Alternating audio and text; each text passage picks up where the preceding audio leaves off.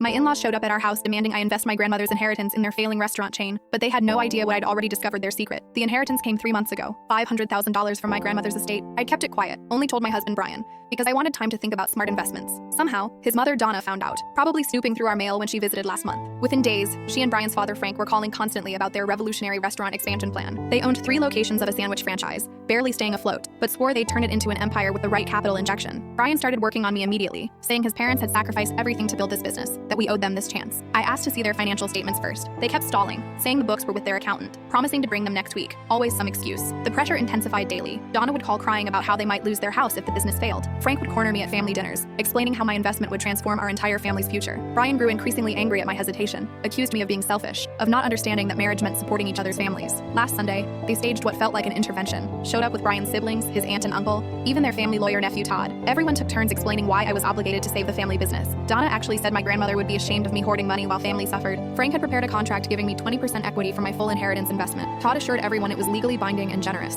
Brian sat there nodding along, adding that a good wife would trust her husband's judgment about his own family's business. When I asked again about seeing the actual financials, Frank exploded, said I was insulting his integrity, that family doesn't need spreadsheets and audits, that my lack of trust was destroying their son's marriage. Brian backed him up completely, said if I couldn't do this one thing for his parents after everything they'd done raising him, maybe we weren't meant to be married. The room went silent, everyone staring at me expectantly. That's when I pulled out the folder I'd been keeping in my purse for 2 weeks. See, my cousin Rita works at the state tax authority. I'd asked her to run a basic check on the restaurant corporation, just public record stuff. What she found was illuminating. 3 years of unfiled tax returns, $800,000 in combined state and federal tax liens, 2 pending lawsuits from unpaid vendors, an active investigation for payroll tax fraud. I spread the documents across the coffee table while the room stayed frozen, but that wasn't even the best part. Rita had found something else in her search. Frank and Donna had secretly sold the restaurant 6 months ago to a competitor. They'd been pocketing lease payments from the new owners while pretending to still run the business. The entire expansion plan was a complete fabrication to steal my inheritance. They needed my money to pay off the tax debt before criminal charges were filed. I looked directly at Todd, the lawyer nephew, and asked if he knew about the fraudulent sale documents his name was notarized on. His face went completely pale, started stammering about attorney-client privilege before basically running out of the house. The room erupted into chaos. Brian's siblings started screaming at their parents, demanding to know if this was true. Frank tried denying everything, but I had the sale documents right there with his signature. Donna broke down sobbing, not from guilt, but from rage that I'd investigated them. She actually screamed that I'd ruined everything, that they were going to prison because of my selfishness. Brian sat there in stunned silence, finally understanding his parents had played him too. They'd convinced him to pressure me, knowing he'd never agree if he knew the truth.